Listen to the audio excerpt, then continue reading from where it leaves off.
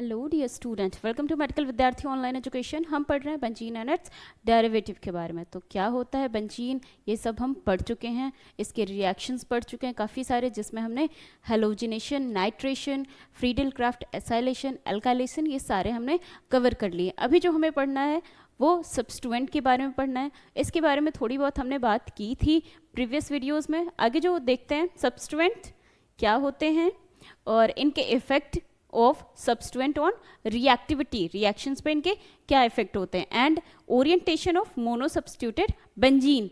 जो mono substituted benzene होता है उसमें कौन सा ग्रुप किस जगह पे अटैच होना चाहिए, यानी कि सब्स्टिट्यूएंट जो हमारे होते हैं वो कौन सी जगह कैसे अटैच होते हैं, ये सारी चीज़ें हम इसमें जानेंगे। तो सब्स्टिट्यूएंट क्या होता है, सबसे पहले एन एटम और ग्रुप ऑफ एटम, ये एक एटम भी होता है या एटम्स का ग्रुप होता है, taking the place of another atom. ये कोई एटम पहले से लगा हुआ है उसके प्लेस को टेक प्लेस कर लेते हैं, और occupying a specified position in a molecule, या फिर किसी मॉलिक्यूल में कोई एक पोजीशन ऑक्यूपाई कर लेते हैं।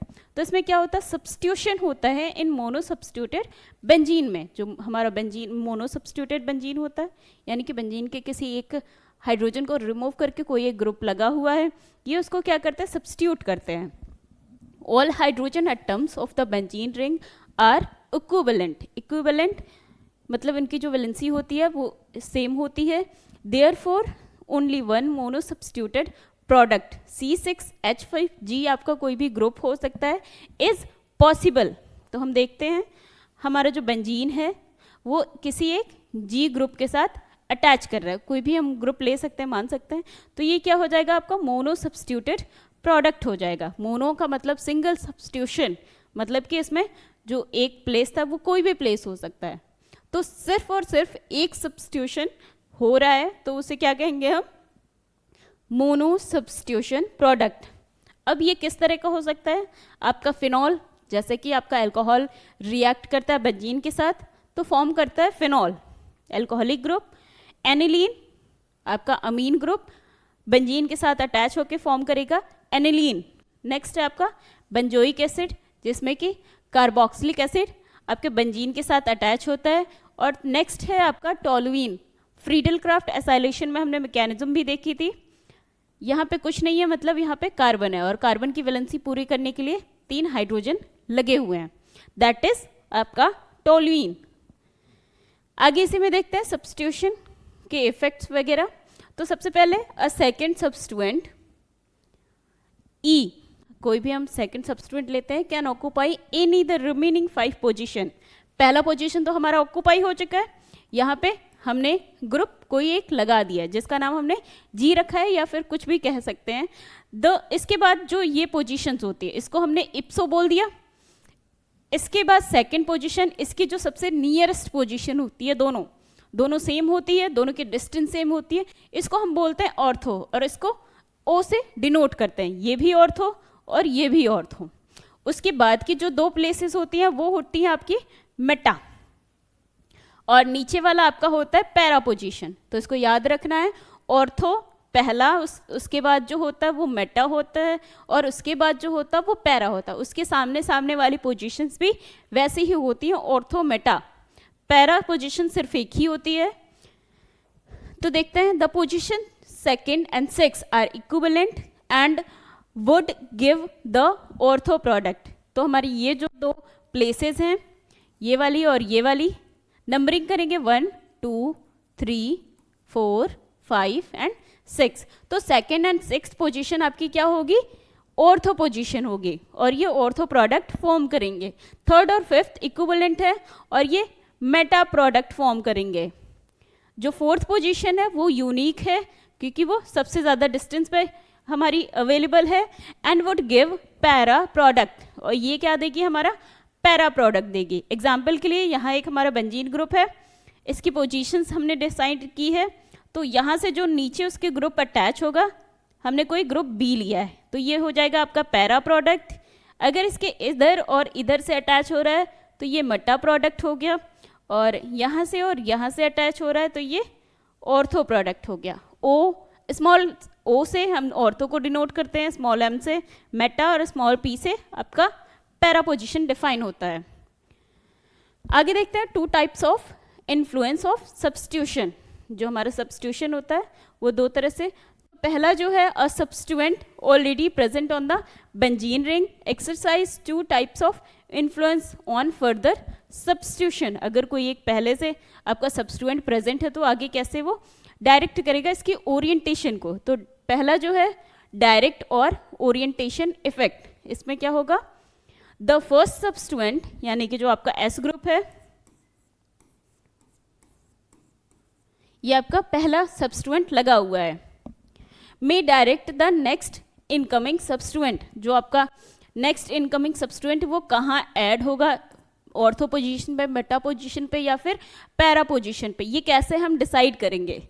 तो ऑर्थो, मेटा और para position depending on the nature of substituent, ये डिपेंड करता है आपके जो सब्स्टिट्यूएंट ऐड हो रहा है उसकी नेचर पे, कि this is called the directive और द ओरिएंटेशन, यानी कि टू अरेंज। ओरिएंटेशन का ही मतलब ही होता है अरेंज इफेक्ट, इसके इफेक्ट पे ये डिसाइड होगा। तो पहला जो है एक्टिविटी इफेक्ट है, the substituent already present may activate और deactivate the benzene ring towards further substitution. जो हमारा पहले से एक सब्स्टिट्यूएंट प्रेजेंट है जो कि ग्रुप में डिसाइड कर रहा है कि नेक्स्ट जो हमारा प्रोडक्ट आ रहा है वो किस पोजीशन पे आ रहा है, ऑर्थो पे आ रहा है, मेटा पे आ रहा है या पैरा पे आ रहा है।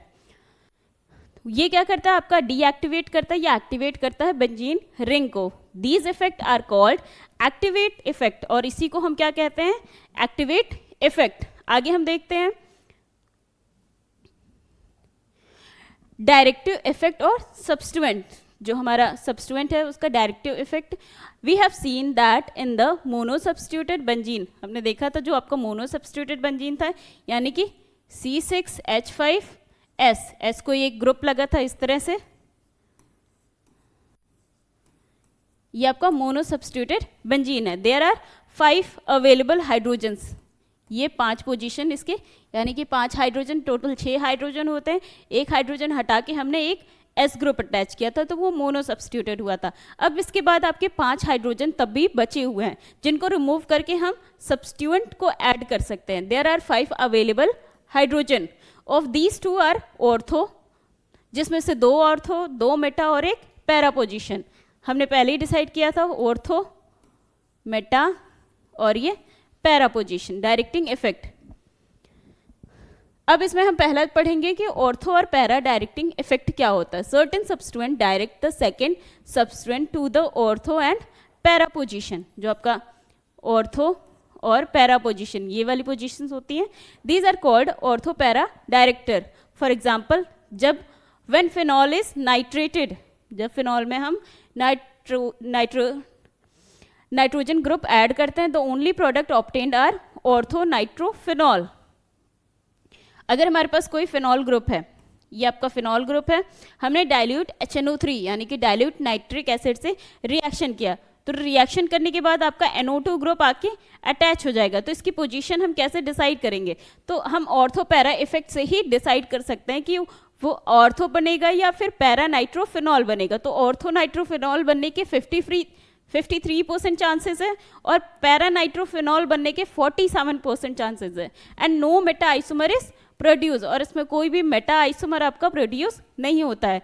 दी सब्स्टिट्यूएंट जिसमें कि OH is set to have directed to NO2 group to ortho and para position on the ring, और इसीलिए OH क्या होता है, डिजाइनेटेड होता है आपका ऑर्थो पैरा डायरेक्टर, इसको बोलते भी हैं ऑर्थो पैरा डायरेक्टर भी बोलते हैं। तो ये क्या करता है, सिर्फ और सिर्फ ऑर्थो और पैरा ग्रुप पे ही सब्स्टिट्यूएंट को एक्सेप्ट करता है।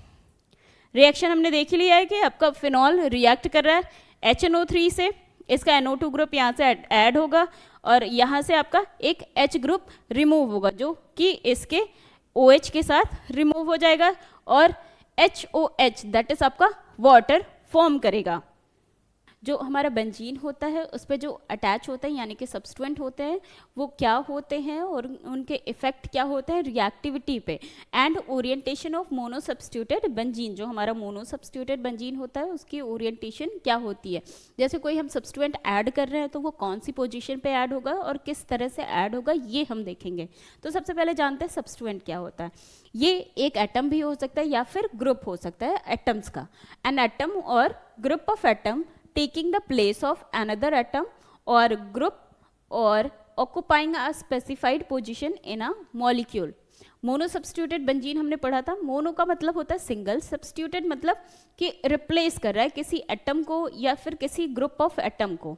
जैसे हमारे पास एग्जांपल के तौर पे बेंजीन दिया गया है, तो बेंजीन में क्या होता है, इसके 6 कार्बन के साथ 6 हाइड्रोजन अटैच होते हैं इस तरह से। तो अगर कोई ग्रुप ऐड करना है तो सबसे पहले हमें इसमें से कुछ ना कुछ रिमूव करना होगा, तो हम हाइड्रोजन को रिमूव करते हैं। हाइड्रोजन रिमूव होने के बाद कोई एक ग्रुप जाके उस पोजीशन से अटैच हो जाता है, तो इसी को बोलते हैं, जो ये ग्रुप ऐड हो रहा है इसको बोलते हैं सब्स्टिट्यूएंट, और ये जहाँ से अटैच हो रहा है यही होता है सब्स्टिट्यूशन प्रोसेस। आगे देखते हैं सब्स्टिट्यूशन इन अ mono substituted benzene. Mono substituted benzene यानी कि किसी एक प्लेस से किसी हाइड्रोजन को रिमूव करके कोई एक ग्रुप अटैच हुआ है जिसको हम बोलते हैं मोनो सब्स्टिट्यूटेड बेंजीन। उसमें कैसे सब्स्टिट्यूशन होगा, all hydrogen atoms of the benzene ring are equivalent. कैसे होते हैं आपके, इक्विवेलेंट होता है। इक्विवेलेंट का मतलब इक्वी डिस्टेंस पे होते हैं सारे के सारे और उनकी वैलेंसी सेम होती है। Therefore only one mono substituted substitution product C6H5G is possible. तो हमारे पास क्या है, मोनो सब्स्टिट्यूटेड प्रोडक्ट है जिसके साथ एक हमारा ग्रुप जो अटैच है वो G ग्रुप अटैच है। इसके कुछ एग्जाम्पल दिए गए, जैसे आपके पास फिनॉल होता है, फिनॉल में क्या होता है, अल्कोहलिक ग्रुप अटैच होता है। इसके एक पोजीशन से एनालीन है जिसमें आपका एमीन ग्रुप अटैच है, बेंजोइक एसिड जिसमें कार्बोक्सिलिक एसिड अटैच है, और टॉलुइन जिसमें आपका CH3 ग्रुप अटैच है। ये सारे के सारे एग्जाम्पल हैं आपके मोनो सब्स्टिट्यूटेड बेंजीन के। तो इसी में देखते हैं second substituent E can occupy any of the remaining 5 position. हमने एक पोजीशन तो ऑक्यूपाई कर लिया, अब इस पे कितनी पोजीशंस होती है, ओवरऑल 6 होती है। एक पोजीशन ऑक्यूपाई कर लिया तो कितनी बची, 5 बची। The position 2 and 6 are equivalent.